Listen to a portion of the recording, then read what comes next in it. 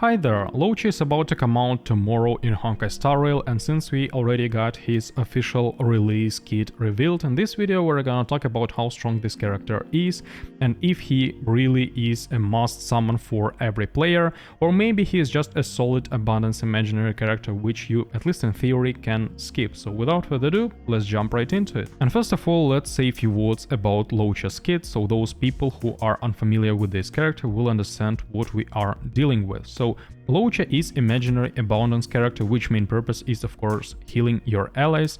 Healing he can do with his skill, which will heal one ally. Also with traces you will be able to remove debuff from that ally, and also this skill has passive part where if your ally falls below 50% of HP, this skill or something equivalent to this skill will be triggered without Luocha's action taken, but this has a cooldown. You can only do this passive part of his skill once in 2 turns.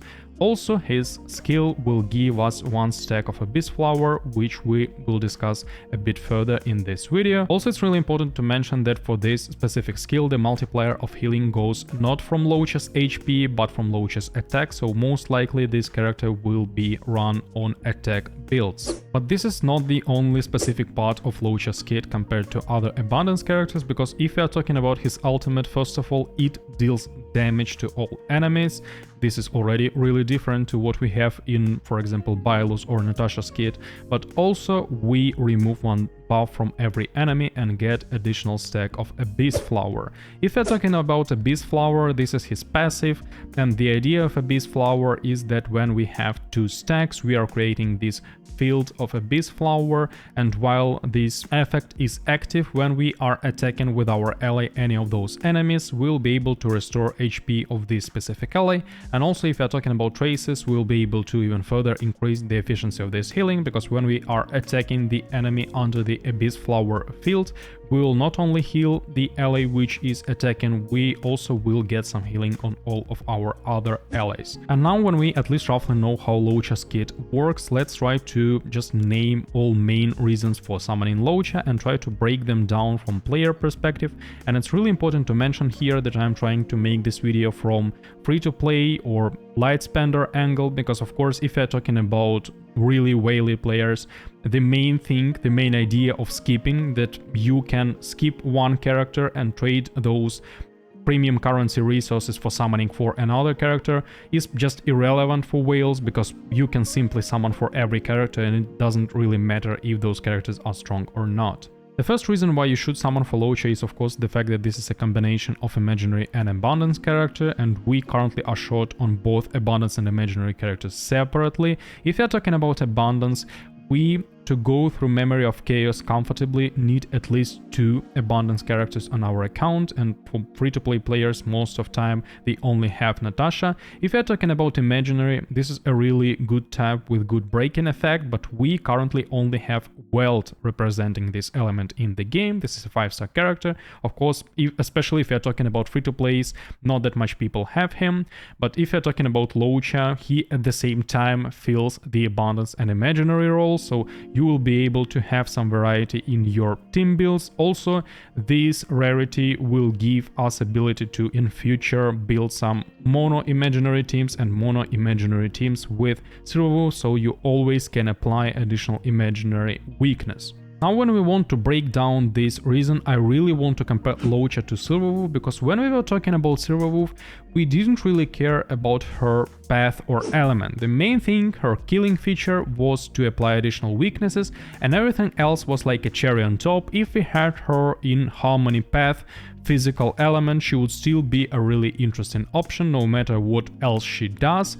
But if you're talking about Luocha, his main killing feature is exactly to be an imaginary abundance character, and this is just a matter of time when this reason will become irrelevant, because of course inevitably in future we will get both imaginary and abundance characters, maybe even some 4-star free-to-play friendly options. So at some point this exact argument will inevitably become irrelevant. That's why I don't really think you should summon only for this reason, especially if you're free-to-play. If you're talking about building a mono imaginary team or mono imaginary team with Silverwolf, again, from perspective of free-to-play, I think this is completely pointless, because for building a full imaginary team plus Silverwolf, you have to already summon and get Silverwolf, now get and save up enough premium currency to get Luocha, and then you will have to get enough resources to get imaginary DPS character on top of that, which I think is not that likely. If you're talking about just a mono imaginary team, of course it's a bit easier because you could skip Silverwolf,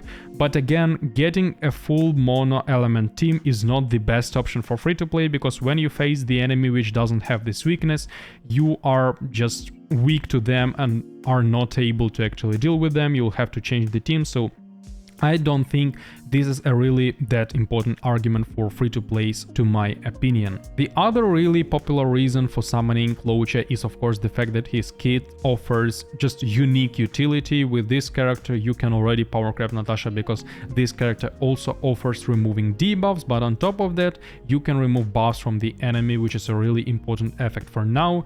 There are lots of enemies which apply really annoying buffs which you want to remove. If you want to break down this reason, we have first of all to admit that this character indeed has a unique and different kit to other abundant characters, but it's in both ways different and unique, and it's give and take. Because first of all, with using this character as our main healer, we are losing opportunity of having emergency healing on the ultimate, which heals all our allies to full. Now we have completely different ultimate, which won't provide healing by itself at all. Secondly, if we are talking about healing with his skill, of course it's still a really good stable healing, maybe even more stable than Natasha's if we are talking about passive part, but you have to keep in mind that this healing scales of attack, and it might be really specific because usually we just build our healing characters of HP. They might become like the highest HP characters in our team, really tanky ones, and this actually is also a really good advantage because you are not losing a healing character when enemies are attacking those. If you're talking about Luocha, usually he might even be on the level of our DPS characters in terms of max HP, and this might lead to the situation where enemy randomly attacks our healing character 2 times, our healing character dies, and then we have to deal with the enemy without healing character. This might be really annoying and might lead to actually losing the battle.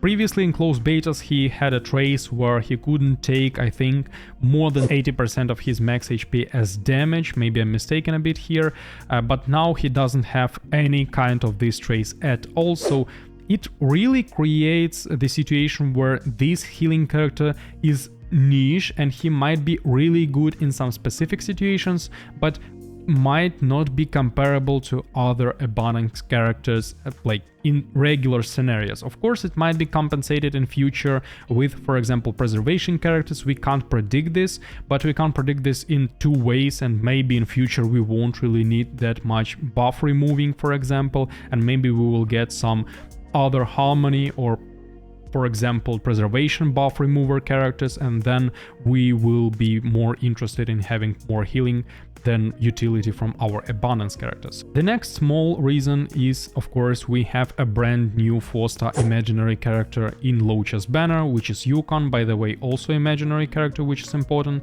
but again, we are getting a free copy of Yukon most likely in 1.2, so it's not that much reason in summoning a 5-star character only for obtaining a 4-star character of same element.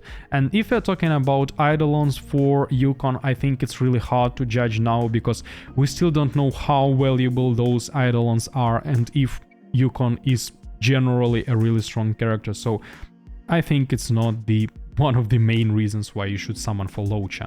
And last but not least is the take that if you want to summon for Blade and use Blade in your team, Luocha is his perfect buddy. They synergize really well. This is one of the strongest team we might have in the game, and this is really true. They synergize really well, but here I want to give example of genuine mono lightning team, where you need to have genuine Tinyun, Bailu, and of course Silverwolf, and if you don't have Bailu, you in theory can replace her with Natasha. Of course, you will have risks that you apply physical weakness, the healing will be a bit less, the breaking efficiency of this team would be a bit worse, but you at least can build this team with Natasha. If you're talking about building mono lightning team without Genuine, it's almost impossible.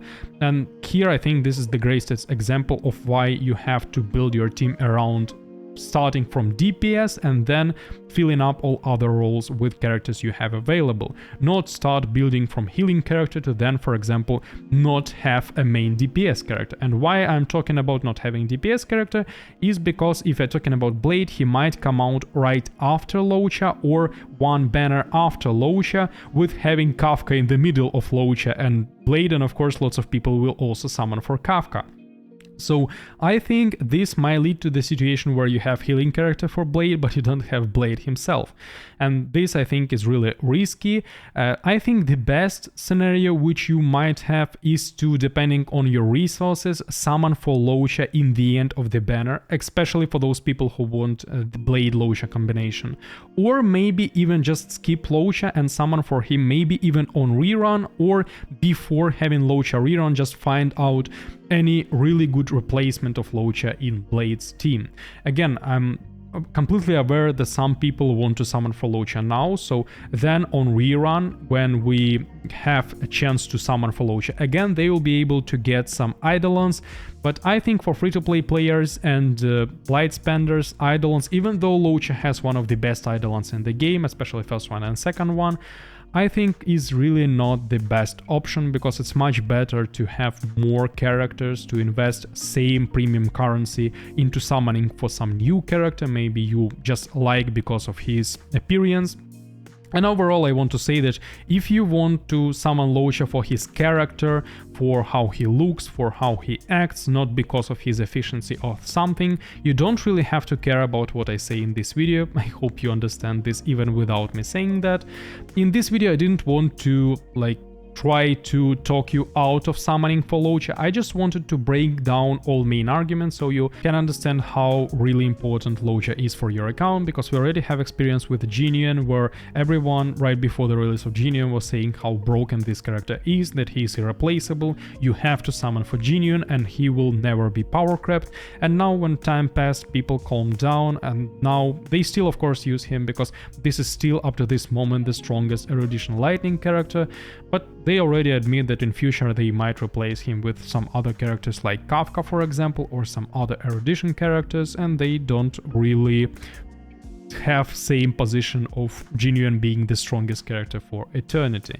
Same might in theory happen to Luocha. Of course he has different niche and role, and to some extent you might say that summoning for Luocha now will guarantee that you don't have to care about any other abundance character, but let's be honest, when any other abundance character comes out, you will always try to find excuses why you have to summon for that abundance character, and at that point you will even be able to have excuse while you have to have both Luocha and new abundance character.